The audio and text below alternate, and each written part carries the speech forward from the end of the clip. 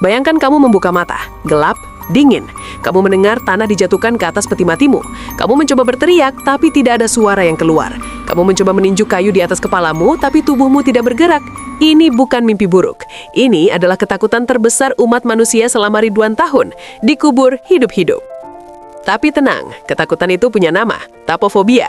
Dan di abad ke-19, ketakutan ini sangat nyata hingga orang-orang menciptakan peti mati dengan lonceng darurat. Mereka menyebutnya safety coffins. Tapi pertanyaannya, apakah kita benar-benar butuh itu? Atau selama ini kita salah memahami apa artinya mati? Dulu, menentukan kematian itu ya agak kasar. Dokter abad ke-18 dan 19 hanya memeriksa denyut nadi, napas, dan kadang memegang cermin di depan hidung.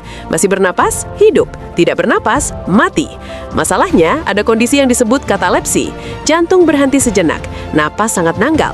Dan orang-orang yang mengalami ini sering dinyatakan meninggal, padahal sebenarnya mereka hanya sedang pause. Ini dia fakta yang bikin banyak orang merinding. Sebuah studi di Jerman pada akhir abad ke-19 menemukan bahwa hampir 2% dari semua orang yang dinyatakan meninggal ternyata masih hidup saat akan dimakamkan. 2%. Bayangkan dari 100 orang yang masuk peti mati, 2 diantaranya mungkin masih sadar.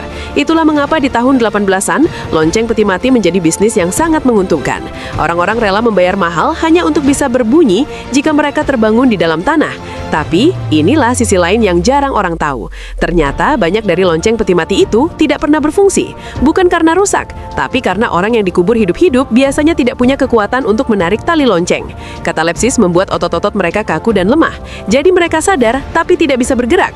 Mereka mendengar bunyi lonceng dari peti mati tetangga, tapi tidak bisa membunyikan lonceng mereka sendiri. Tragis kan? Untungnya, kita hidup di abad ke-21. Sekarang menentukan kematian bukan lagi soal denyut nadi. Kami di forensik menggunakan alat yang disebut elektroensefalogram atau EEG. Alat ini membaca aktivitas listrik di otak. Tidak ada aktivitas, tidak ada kesadaran. Ditambah lagi, kami melakukan pemeriksaan rigor mortis, livor mortis, dan suhu tubuh inti. Intinya, sebelum kami mengeluarkan sertifikat kematian, kami sudah 100% yakin. Tidak ada tebak-tebakan, tidak ada lonceng, hanya sains. Jadi, jika suatu saat nanti ada yang bilang bahwa dikubur hidup-hidup itu masih mungkin terjadi, ingatlah satu hal. Selama ada dokter forensik seperti saya yang mengeriksa, kamu tidak akan masuk ke tanah sebelum benar-benar waktunya.